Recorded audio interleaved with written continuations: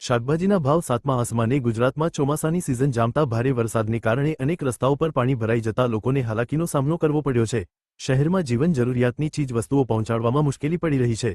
ખેતરોમાં વાવાલી શાકભાજીને પણ ભારે નુકસાન થયું છે, જેની સીધી અસર શહેરી લોકો પર પડી છે। અમદાવાદમાં મોટાભાગના શાકભાજીનો ભાવ 100 રૂપિયા કિલો સુધી પહોંચી ગયો છે।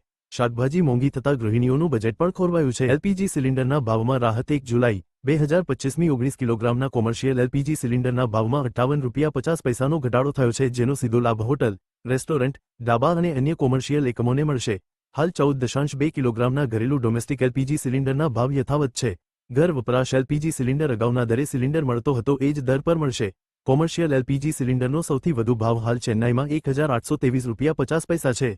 એરપોર્ટને બોમ્બથી ઉડાવી દેવાની ધમકી કંડલા એરપોર્ટને બોમ્બથી ઉડાવી દેવાનો ઈમેલ આવ્યો છે, જેમાં લખ્યું હતું કે એરપોર્ટ પર વિસ્ફોટક ડિવાઇસ છુપાવ્યા છે, જે થોડી જ ક્ષણોમાં બ્લાસ્ટ થવાની તૈયારીમાં છે।